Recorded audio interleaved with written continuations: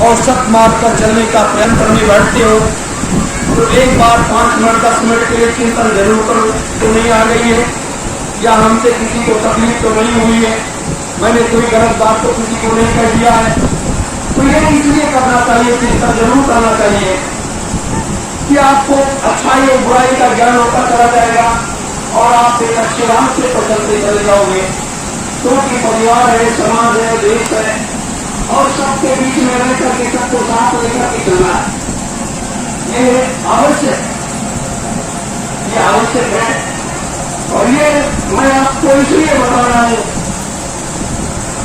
कि आपका जो दौर है, आपका जो समय जब आपके तूफान जो हुए हैं, उसी तरीके से इस हवा के झोंके में कितने क्या बह जाए, कहां चले जाए, वो भी पता नहीं है। इसलिए सत्य मार्ग का चुनो, सत्य के मार्ग को चुनो, सत्य के रास्ते पर चलना सीखो। और सत्य ही वो धर्म है, सत्य वो भेद है जिसकी रताओं में पूरा संसार समाया हुआ है। और जब पूरा संसार उन रताओं में समाया हुआ है तो ये संसार कैसे सुरक्षित रहे, कैसे लोग सुरक्षित रहे, आज इस पर जरूर मैं आपको राजनीति की तरफ उत्तर नहीं ले गया, वहां भी उसकी आवश्यकता है। लेकिन हाँ, आज आवश्यकता इसलिए है कि जब सारे महात्मा हमारे सारे लोग चुप हो गए, सरकार की गलत नीतियों का समर्थन करने लगे, शराब का समर्थन करने लगे, उत्तरखाली का समर्थन करने लगे, तो वहां पर ये बात देखा नहीं जाता है। इसलिए उस रास्ते को चल करके लोगों को तैयार करके और ऐसे राजाओं को रोकना आवश्यक है। नहीं तो ये राजा अपनी दीवारी को पाने के लिए पूरे देश को बलि का बकरा बना देंगे और सब धर्म को बर्बाद कर देंगे। किसी को शराब पिला करके, किसी को मांस खिला करके और किसी को और से पड़ेगा करके, जिंदाबाद मुर्दाबाद पड़ा करके। क्योंकि परमात्मा चुप हो गए, आम जनता चुप हो गई, ये कोई कथावाचक है वो चुप हो गए, सारे लोग चुप हो गए। तो अब इस आवाज को भारतीय सुभाष सेना या जय गुरुदेवाचार्य संस्था इसको बहुत बड़े पैमाने पर उठाने की तैयारी कर रही है और थोड़े समय के अंदर हिंदुस्तान में एक ऐसी हवा बहने जा रही है, जैसे ये हवा बह रही है, इससे तेज हवा बहने जा रही है। और वो हवा बहते ही देश का आम जनमानस उठ खड़ा हो जाएगा और वो कदम से कदम मिलाते हुए आगे बढ़ता चला जाएगा और ऐसे लोगों का सफाया होता चला जाएगा। वो समय आ गया है। फिर उसमें असली और नकली की परीक्षा होने लगेगी कि हमारे देश के महात्माओं ने क्यों नहीं बोला, क्यों नहीं इनको समझाया। बड़े बड़े कथावाचक जो हनुमान जी की बात करते हैं, कृष्ण की बात करते हैं, राम की बात करते हैं, देवी देवताओं की बात करते हैं, उन्होंने इन नेताओं को क्यों नहीं शिक्षा दिया। आम जनता को तो शिक्षा सबने दे दिया, आम जनता को तो शिक्षा सब लोग दे रहे हैं, लेकिन इन नेताओं को क्यों नहीं आग्रह कर रहे हैं कि अरे प्रभु आप तो बूचर खाने बंद कर दो, शराब की फैक्ट्रियां बंद कर दो, शराब की दुकानें बंद कर दो। तो उनको शिक्षा इसलिए नहीं देते कि उनके राज्य में रह करके इनकम टैक्स का छापा न पड़ जाए, कहीं हमारी दुकान न बंद कर दी जाए, कहीं ऐसा न कर दिया जाए, कहीं वैसा न कर दिया जाए। तो सब लोग उनका समर्थन करते हैं। तो सबने आंखें बंद कर लिया।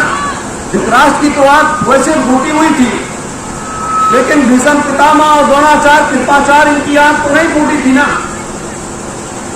लेकिन उस अन्न का प्रभाव था कि उनकी बुद्धि उस जगह काम नहीं कर रही थी, ये जानते हुए कि कृष्ण ये परमात्मा है, और उसके बाद भी लोग उस रास्ते पर चल पड़े जैसे आज लोग चल पड़ रहे हैं। आज लोग चल रहे हैं साथ में। तो ये धर्म और अधर्म की ये लड़ाई है। कोई न कोई आवाज को उठाएगा ना, कोई न कोई आवाज उठाएगा, उस आवाज को बुलंद करेगा, और आवाज बुलंद करने के बाद ऐसे आसुरी प्रवृत्ति के लोगों का सफाया कर देगा, उस कचरे को साफ कर देगा, फिर वो धर्म की स्थापना करेगा। तब वो धर्म की स्थापना करेगा। जब अधर्म समाप्त हो जाएगा तभी धर्म की स्थापना होगी, और जब तक अधर्म रहेगा तब तक धर्म की स्थापना नहीं हो पाएगी। ये सत्य है। आप चाहे जितना बैठ जाइए सुगम ज्ञान भजन पर, बैठिए। आपका मन कहीं खेत में लगा है, कहीं बेटी की शादी करने में लगा हुआ, कहीं बच्चों की पढ़ाई में लगा हुआ है, कहीं कुछ करने में लगा हुआ है कि यहाँ से पैसा कैसे आएगा, वहां से कैसे आएगा, इसकी व्यवस्था कैसे होगी। मन भागने लगता है, साधना विरक्त हो टूट जाती है। बार बार आप पकड़ने का प्रयास करते हो, तब भी आप उसे पकड़ नहीं पाते। फिर आप आधे घंटे, पौन घंटे, एक घंटे 10 मिनट बाद उठते हो, कहते हो मेरी साधना नहीं बनी। और जब साधना नहीं बनी तो आप क्या करते? यही कंकाल है, यही कलयुग अपना पैर पसार करके ऐसा काम कर रहा है। मेरे धर्म प्रेमी गुरु भाई बहनों, मैं आपको सिर्फ रास्ता दिखाने के लिए आया हूँ। मैं आपको सिर्फ रास्ता दिखाने के लिए आया हूँ कि आप ये सत्य का मार्ग नहीं है जिस रास्ते पर हम लोग चल रहे हैं।